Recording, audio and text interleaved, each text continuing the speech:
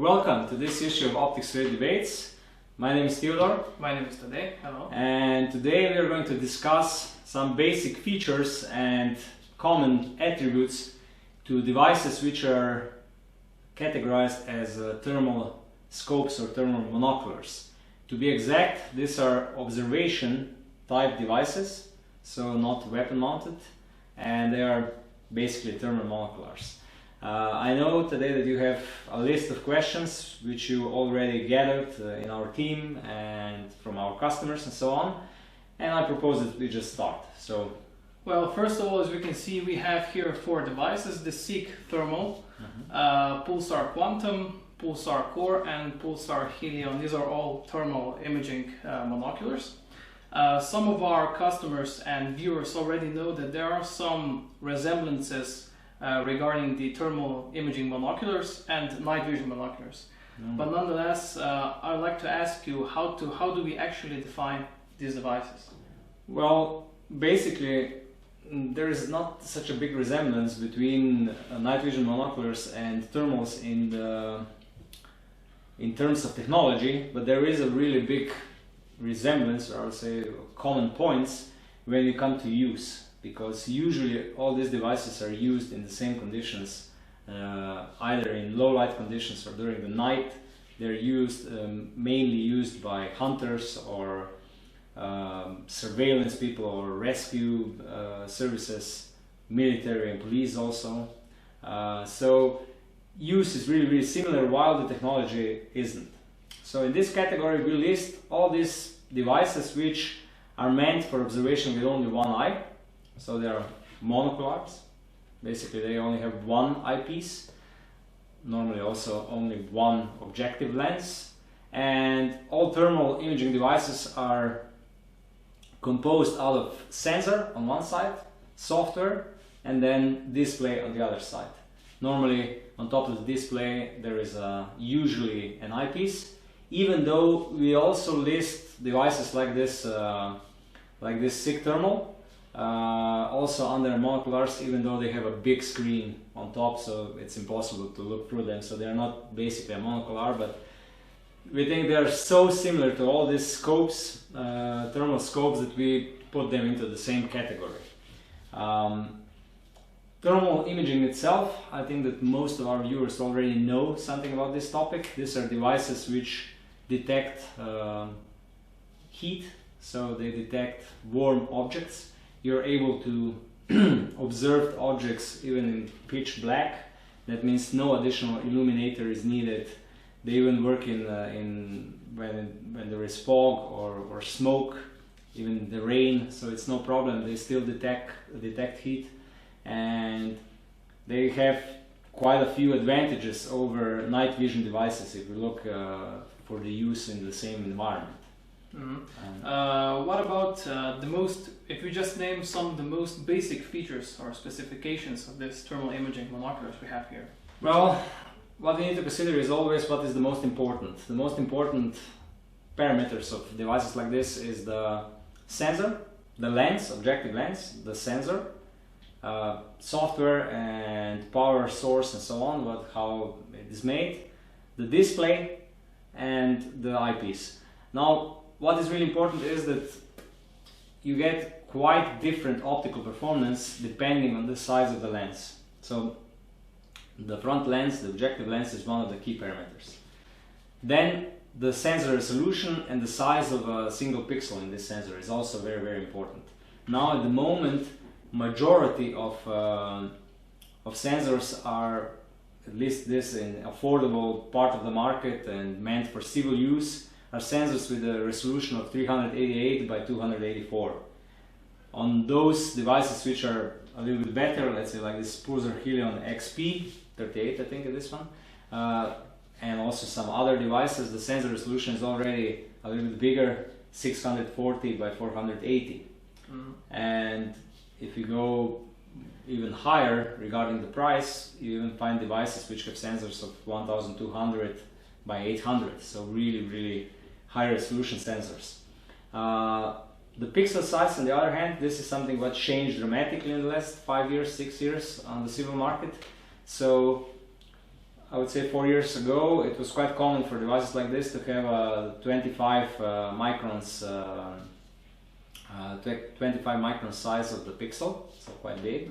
So normally the resolution was not the best. Now all of these devices here, these pulsar devices, have a 17 microns size of the pixel. And the new devices which are coming on the market already now in 2018 and many more in 2019 will have 12 microns pixel size. So the resolution grows and the pixel size shrinks. The result is that we are getting a better and better image quality. Next up, what is really important is the software. So with this Monoculars, first of all, what everybody notices is the type of calibration of the sensor. So when you're observing the thermal imaging devices with all these normal devices, every minute or so the image freezes for a second or something like that, and then recalibration is done so that you always get the optimal performance of the sensor and the whole software and everything. So this is called automatic calibration, and some devices, more advanced devices, even have even SICK Thermal has the calibration which is shutterless, so the image doesn't freeze while you're using them. Next thing, what is important with software part is that new devices like Helion offer possibility to take photos and to record video. This is something what is really new. They also have internal storage. Some devices have a possibility to insert the SD card or any other way of saving the photos and video materials. What is also important with software that many of these devices have different color palettes. You are able to choose what kind of color they wish to see, either that all the warm objects are white or black or in different colors, even in rainbow colors. And then we come to the display. With the display, normally what's really important is the resolution, also technology, but I think that mostly they're all the new devices have similar technology of displays. Then only the pixel count is that one which really counts, so the bigger the better. And then the last thing, like I said, is the eyepiece. This is what is important with this type of devices is how quality is how well designed is the eyepiece, so that even if you have to compensate the diopter setting really a lot because of problems with your eyes, any imperfections of the eye, that you're able to do so that you always see the display clear. So these are, I would say, the basic features or basic attributes of this type of devices. Well, I already know that some or most of the thermal imaging binoculars and clip-on devices have mainly 1x magnification, and they feature some kind of a digital zoom. Is this also the case with this thermal imaging binoculars, or is any differentiations here? With all thermal imaging devices, it's usually like this, that the basic, or I would say the default setting of magnification is based on the lens size and display size. So the bigger the lens, the bigger the magnification will be by default.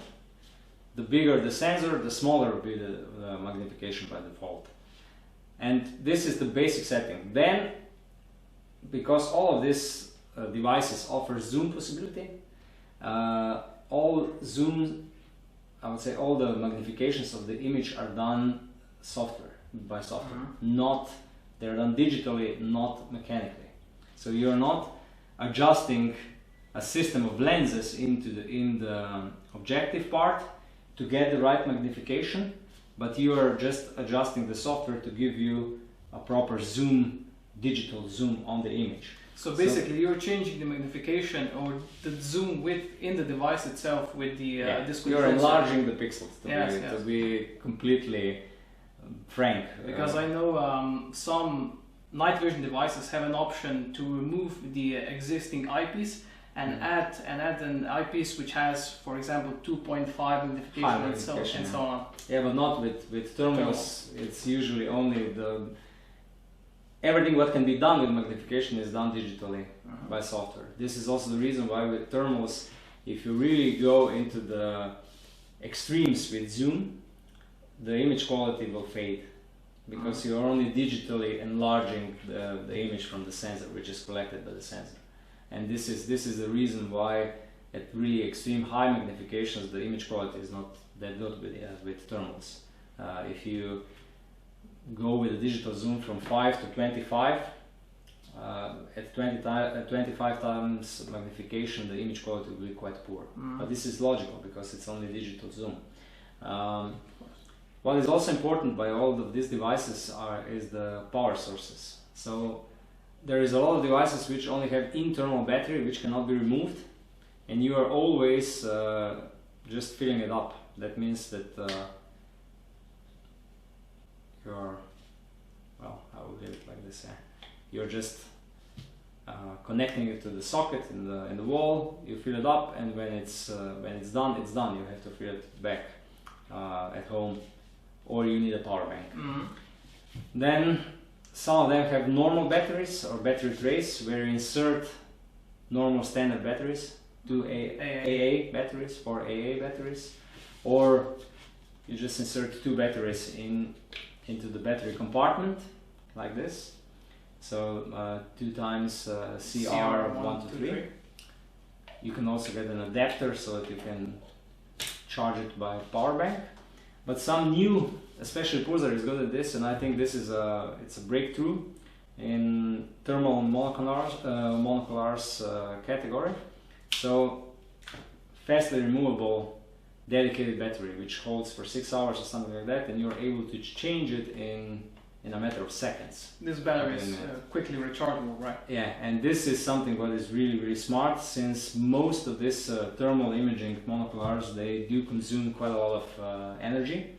So power source is one of the most important factors for, I would say, for a happy customer, for a happy user, because usually it drains battery quite fast, and if you always have to change them manually and so on, and if it's a little bit, I would say, not that user friendly, this can be quite problematic. Regarding the batteries, which you just showed this one, is there any alternative to these sorts of batteries? Yeah, we have a separate video only about power sources for Pulsar quantum devices. They have 4 different types of energy sources or battery sources, so that video is really worth watching if you're owning a quantum, any type of quantum device. And with new Helions and with new accolades, it's much easier because these B packs are affordable and really easy to change and fast. With most of the other, we don't have here FLIR and Guide and all other devices at the moment, unfortunately. We will have them in the next video. With most of the other devices, they all have internal battery, non-removable, so you always have to charge them at home, and then if you wish to use them on prolonged period of time, you need some kind of power bank with you. Lastly, what sorts of field of use would we recommend for someone who is looking for a thermal imaging monocular? Well, I would say that at the moment the biggest customer group are hunters, then normally the professionals, the military and police.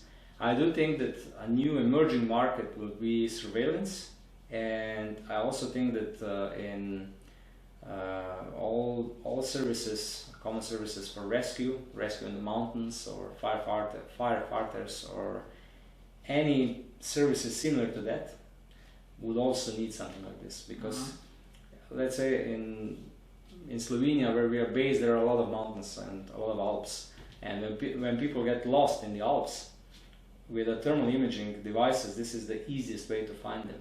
Even if there is a little bit of fog, even if it's raining and so on, it's much easier than with night vision devices. Basically, because the thermal imaging devices sense the warmth of the body, of the heat of the body, so you're not able to hide.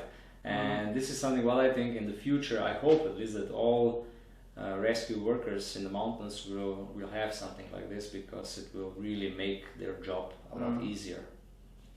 Well, I think these are all the questions I gathered regarding this topic. Thank you very much. I hope we didn't forget too much. If we did forget, or if you have any additional questions or anything other on your mind, just send us an email, use comments below, and normally please subscribe. Take care.